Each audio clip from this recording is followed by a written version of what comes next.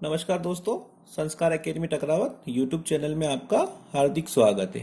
हम देखेंगे पार्ट 1 मैं ढूंढता तुझे था। राम नरेश जी त्रिपाठी इसके लेखक हैं।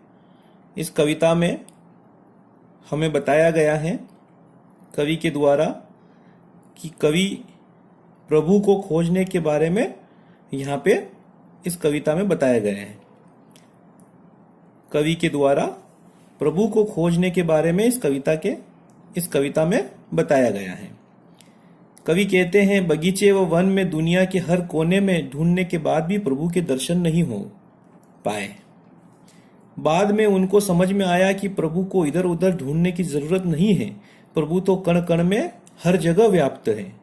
हर एक धर्म में प्रभु के अलग अलग रूप को दिखाया गया है, परंतु मूल बात तो यह है कि ईश्वर एक है जो हर जगह समान रूप से व्याप्त है और हमेशा हर जगह व्याप्त रहता है, प्रस्तुत रहता है। अंतिम भाग में प्रभु से प्रार्थना करते हुए कहा गया कि प्रभु आप हमारे मन को हमेशा साफ स्वच्छ रखें, किसी के प्रति कोई छल कपट हमारे मन में न हो। हम जीवन के हर पल में कठिन परिस्थितियों में लड़ने के लिए सक्षम रहें, तैयार रहें और सभी के प्रति आदर प्रेम भाव से हम सम्मान करें, आपस में हम सब मिलजुल कर रहे। मैं ढूंढता तुझे था जब कुंज और वन में, तू खोजता मुझे था तब दिन के वतन में।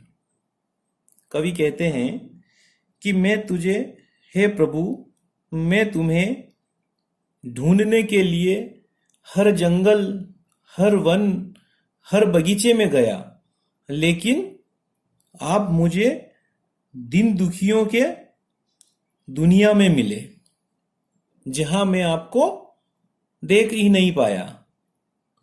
तो आह बन किसी को मुझको पुकारता था, मैं था तुझे बुलाता संगीत में भवन में।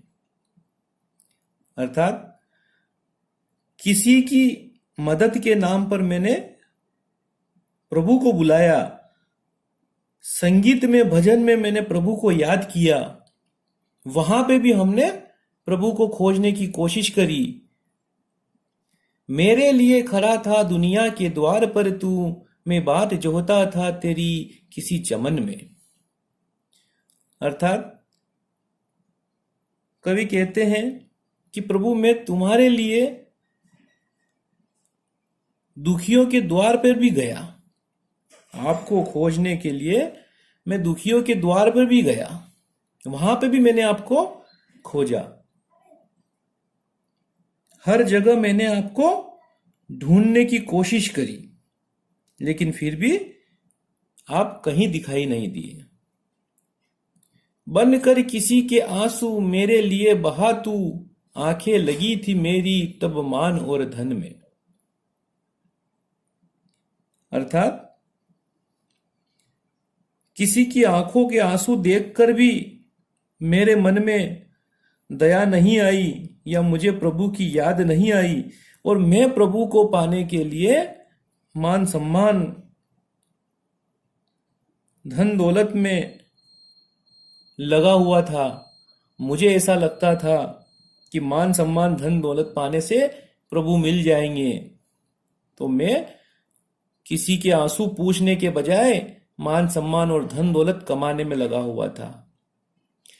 बाजे बजा बजा कर मैं था तुझे रिझाता, तब तू लगा हुआ था पतितों के संगठन में। अर्थात कवि कहते हैं यहाँ पे कि हे प्रभु, मैं ढोल बाजे बजा बजा कर आपको पुकारता रहा, आपको रिझाता रहा, आपको पाने की कोशिश करता रहा, लेकिन आप थे कि दिन दुखियों, नीचे गिरे हुए व्यक्तियों के साथ बैठे हुए मिले। मैं था विरक्त जग से इसकी अनित्यता पर, उत्थान भर रहा था तब तू किसी पतन में। यानी कि प्रभु कहते हैं, यानी कि कवि कहते हैं, इस बड़े संसार में तुमको ढूंढ रहा था मैं, तब तुम किसी उदासीन, किसी मजबूर व्यक्ति के साथ में, उसकी दुनिया में उसको पतन से बचाने के लिए, उसको विनाश से बचाने के लिए उसके साथ खड़े थे। बेबस दुखी जनों के तू बीच में खड़ा था, मैं स्वर्ग देखता था, झुकता कहाँ चरण में। तो कवि क्या कहते हैं कि हे प्रभु, आप बेबस दुखी जनों के बीच में खड़े थे, जो मजबूर थे, आप वहां खड़े थे, और मैं आपको स्वर्ग में देखता रहा। मैं झुकता अगर अपने चरणों में तो आप मुझे वहां मिल जाते, लेकिन मैं झुका ही नहीं। तूने दिए अनेकों अवसर, न मिल सका मैं, तू कर्म में मगन था, मैं व्यस्त था कथन में। कवि कहते हैं वापस, प्रभु से मिलने के लिए प्रभु ने मुझे अनेकों अवसर दिए, हर जगह प्रभु मुझे व्याप्त मिला, लेकिन मैं उन्हें दिखाई नहीं दे पाया, उनको देख ही नहीं सका। तो प्रभु कहते हैं कि हर जगह, कवि कहते हैं कि हर जगह हर अवसर पर आप मुझे मिले प्रभु, लेकिन मैं आपको देख नहीं पाया। आप कर्म में मगन थे और मैं कथन में मगन था। यानी कि प्रभु, आप तो आपका काम कर रहे थे और मैं केवल और केवल बातें करने में मगन था।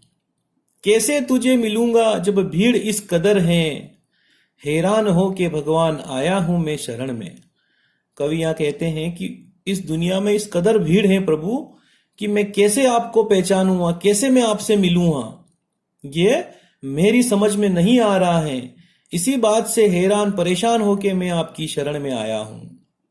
तू रूप है किरण में, सौंदर्य है सुमन में, तू प्राण है पवन में, विस्तार है गगन में।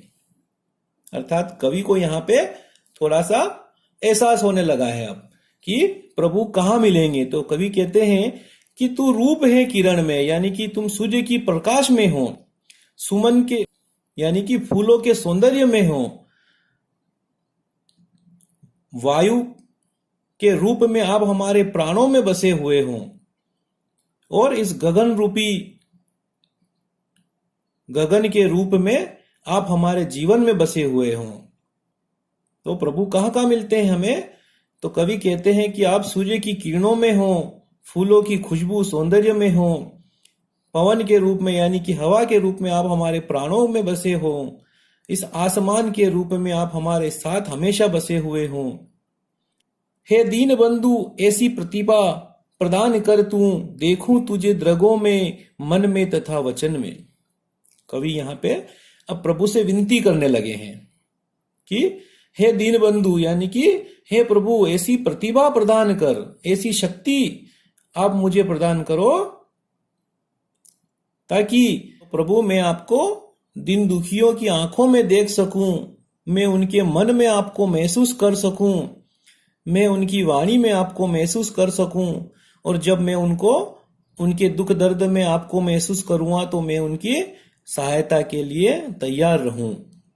कठिनाइयों दुखों का इतिहास ही सुयश है, मुझको समर्थ कर तू बस कष्ट के सहन में। कठिनाइयों दुखों का इतिहास ही सुयश है। कठिन परिस्थितियों में हम सहज रूप से उनका समाधान करते हुए, जूझते हुए उनको प्रसिद्धि की ओर जाना, यही इतिहास है। मुझको समर्थ कर तू बस कष्ट के सहन में। आप मुझे केवल इतना शक्तिशाली, इतना समर्थ बना दो कि मैं हर कष्ट को सहन करने की हिम्मत रख सकूं। दुख में न हार मानूं, सुख में तुझे न भूलूं, ऐसा प्रभाव भर दे मेरे अधीर मन में। अंतिम पंक्ति में कवि कहते हैं कि हे प्रभु, मुझे इतना शक्तिशाली और मजबूत बना दो कि मैं दुख में कभी न हार मानूं। कितना ही दुख मुझे आए मैं कभी हार न मानूं, और कितनी ही खुशी मुझे मिल जाए मैं आपको कभी भूलूं नहीं। क्योंकि अक्सर लोग क्या करते हैं, दुख में तो प्रभु को याद करते हैं लेकिन खुशी में उन्हें भूल जाते हैं। तो कवि यहाँ प्रभु से विनती करते हैं कि प्रभु मुझे ऐसा बना दे कि मैं दुख में कभी हार न मानूं और सुख में मैं आपको कभी न भूलूं। ऐसा प्रभाव मेरे मन में भर दे, मेरे खाली मन को, ऐसा व्याकुल मन को ऐसा पवित्र कर दो, ऐसा पूर्ण कर दो, ताकि मैं हमेशा आपके गुणगान गाता रहूं और अच्छे मार्ग पर चलते हुए सभी दिन दुखियों की सेवा करते हुए प्रभु की सेवा करता रहूं। धन्यवाद।